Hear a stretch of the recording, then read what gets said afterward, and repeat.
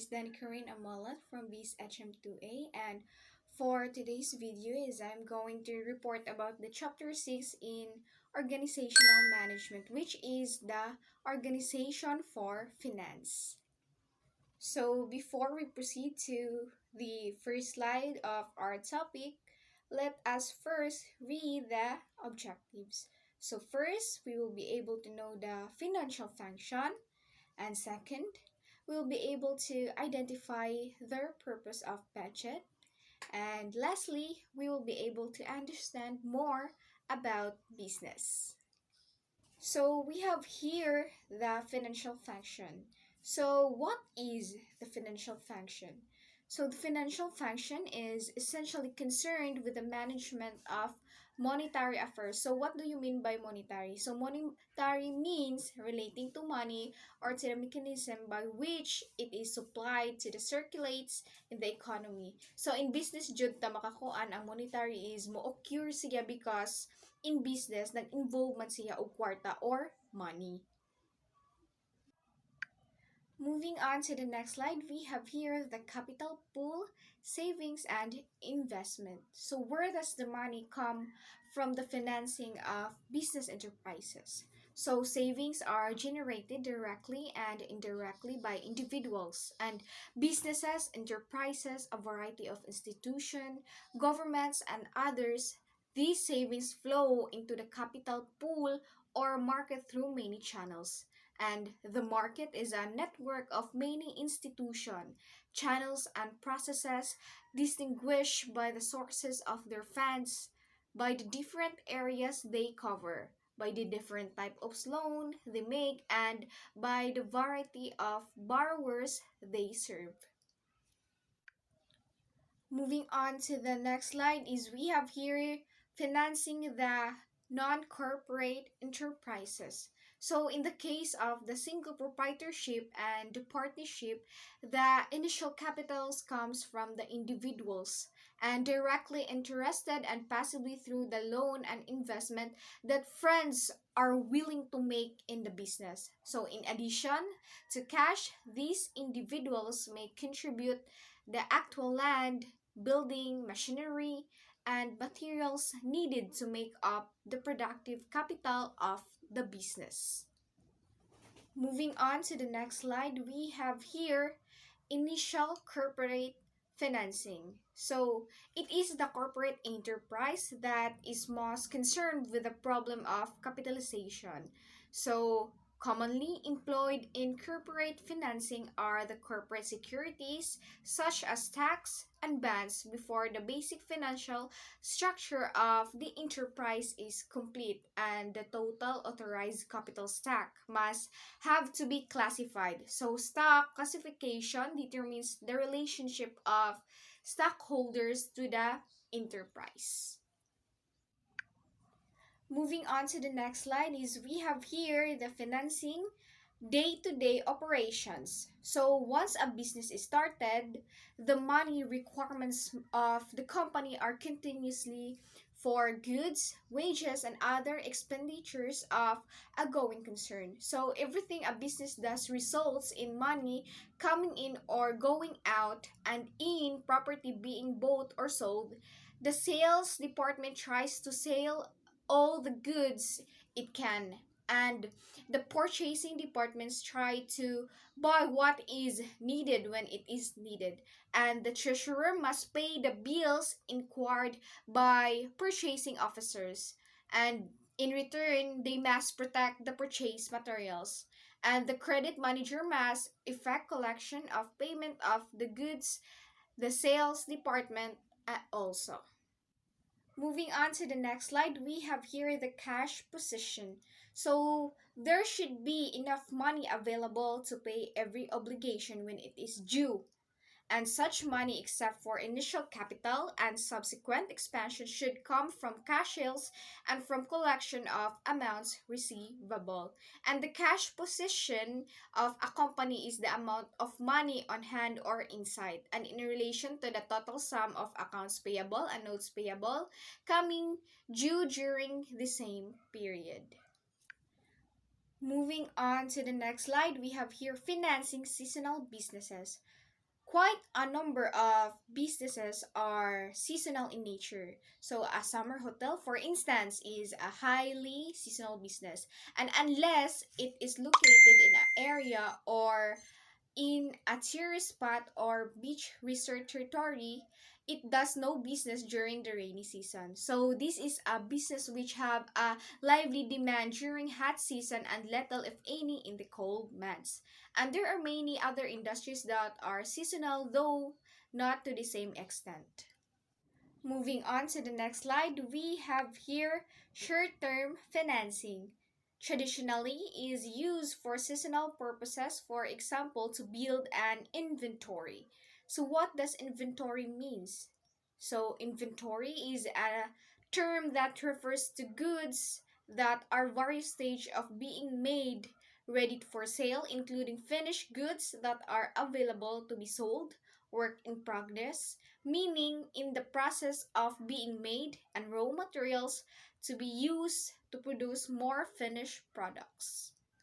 Moving on to the next slide, we have here trade credit. So trade credit, normal credit forms of extended to firms by their suppliers, and also trade credit facilitates the purchase of supplies without immediate payment, and trade credit is commonly used by business organization as a source of short-term financing. Moving on to the next slide, we have here secured borrowing. And secured borrowing likely to provide more money to most companies than trade credits. And a secure loan involve borrowings against accounts receivable, inventories, machinery, equipment, vehicles, construction, buildings, or a contract of sometimes. And such loans are available from banks, commercial finance companies, and a few other financial intermediaries. Next is we have here unsecured borrowing. Unsecured borrowing is a short-term loans, line of credits, and revolving loans. These are called unsecured loans only in the sense that they are not tied to a specific asset or group of asset. In fact, unsecured credit is secured by general financial and operating strength of the borrower as evaluated by the leader. Since this general strength consists in the large measure of specific assets such as receivables, inventory, and equipment, no company should be able to borrow twice against the same security. That is, a company may be able to get unsecured credit from its bank, or it may be able to borrow against its asset, but it should not be able to do both. Moving on to the next slide, we have here the paper and notes, short-term money, and is also available through two names or three names paper of various types. So this paper and notes short-term money has two various types, which is first, we have here the acceptance financing. So acceptance financing, most common of such paper, which can be used as an example. And for example, the banker's acceptance. To borrow money through this mechanism, the borrower arranges a line of credit with banker. And for the second one, we have here the commercial paper. Commercial paper usually issued by large will-run companies, and these consist of unsecured promissory notes broadly similar to those which forms the basis of acceptance financing. And except that they are not countersigned or accepted by anyone, commercial paper are sold by a corporation, by a commercial dealer, or direct to an institutional investors at discount. Next, we have here the captive financing. So large companies which sell products against installments, lease, or rental payments may wish to consider establishing their own finance companies, while such a company will be lending rather than borrowing. So a captive finance company with a good record will be able to obtain highly leveraged borrowing against its own name rather than that of the parent company. So, moving on to the next slide, we have here the intermediate term financing. So, intermediate term financing depend on large measure upon predictions of the business climate and company operations and cash flow, the extent to which lender have confidence in the managerial control and forecasting abilities of the borrower is therefore crucial. So, which crucial. So, kung maingon tag crucial, what does it mean? Crucial is means importante or it is very necessary. So, moving on to the next slide, we have here leasing. Leasing is one of the more popular methods of obtaining intermediate financing or long-term financing involves the use of leases. A lease is an instrument which permits a lease to use something like equipment or a building in returns for payments which are made regularly over time to the owner. And a lease can be either a finance lease, net lease, operating lease, true lease, or leverage lease.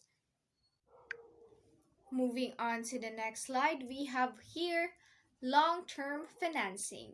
So the long-term financing is with equity, which occurs when investors turn over cash in return for a part ownership in the company, and evidence of the later takes the form of a certificate of stock. So this long-term financing have debenture.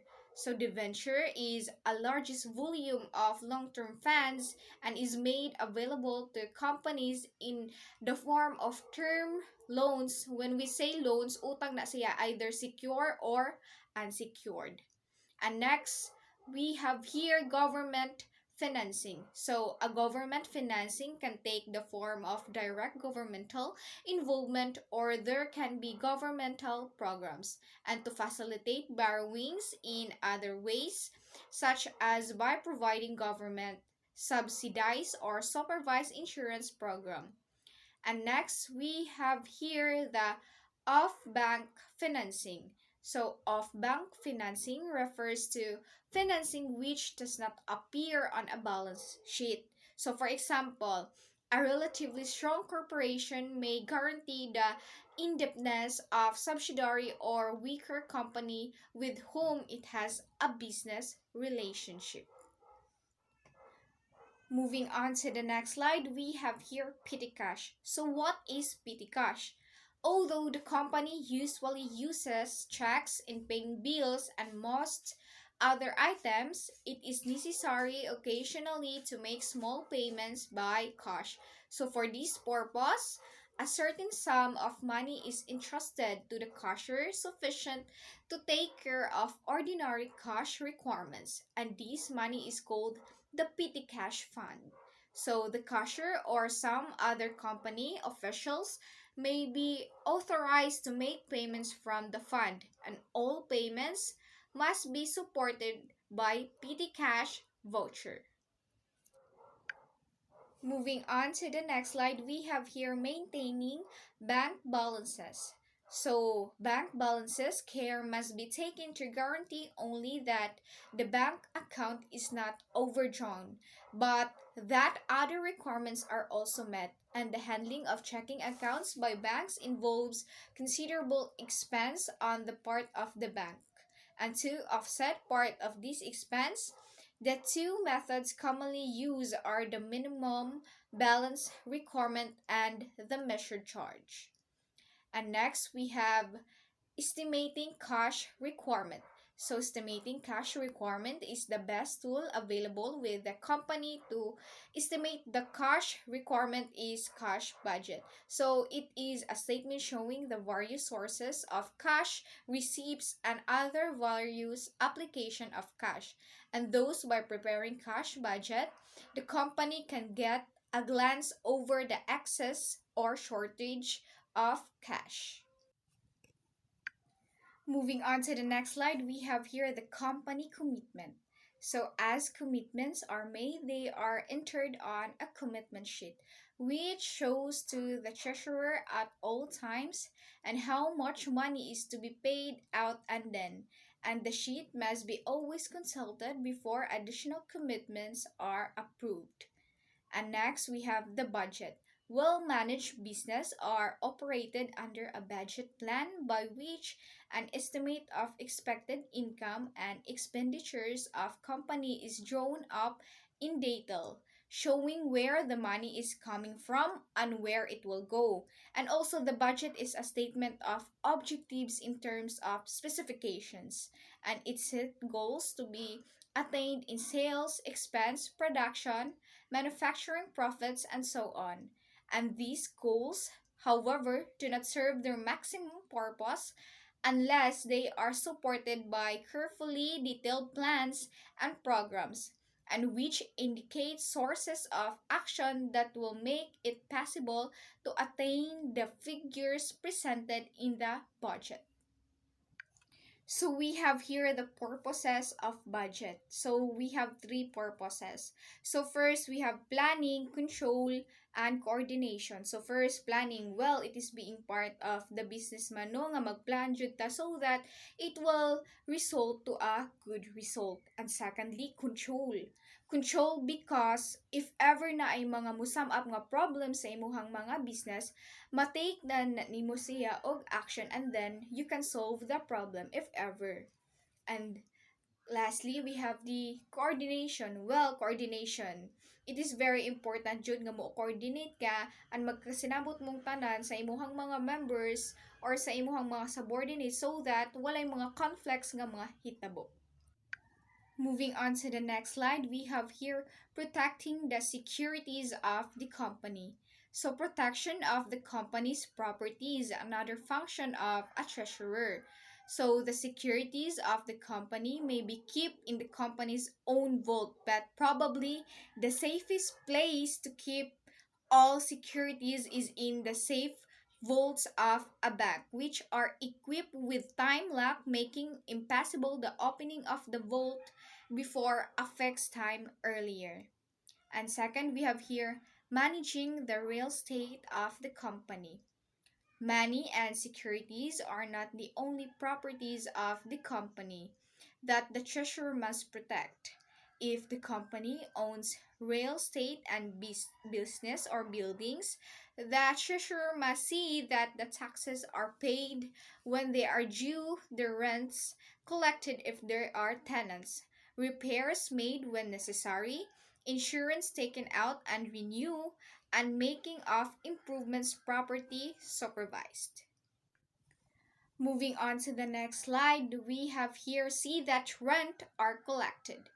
So the collection of rents from tenants of company owned real estate requires a good follow-up system for getting the money when due. So some tenants are up to date in the payment of rent. However, there are usually some who delay the payment for one reason or another. So next we have here the leasing company owned property, leasing company owned. So this is another responsibility of the treasurer. So it is necessary that leases are drawn properly, that company's interest is protected. And next we have maintenance of property. So when repairs are necessary, they should be made promptly if the property used in company operation needs repairs, and this is the possibility of accidents to employee or damages to other property. And in addition, there is the lost time due to the inability to use the impaired property. And next, we have here the insurance protection. So adequate insurance on the properties of the company is another responsibility of the treasurer. So insurance protection is not incidental to the operation of business, but it may be a vital. So moving on to the next slide, we have here the information sources on financing opportunities. So first, we have here the short-term borrowing. And short-term borrowing most important source and possibly on loan up to 10 years in the company's banker.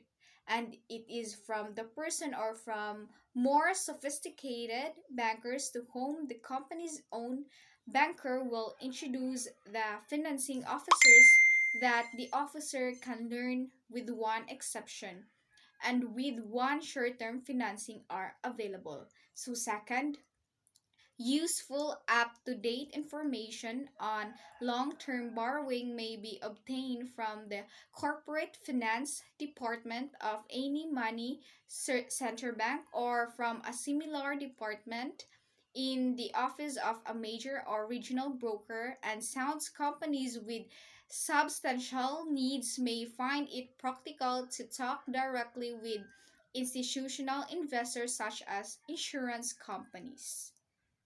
Next is we have here advice on the placement of equity is available from the members of the underwriting fraternity. And for the fourth one, in the area of background reading, excellent practical and occasional papers are disseminated by leading banks and underwriters.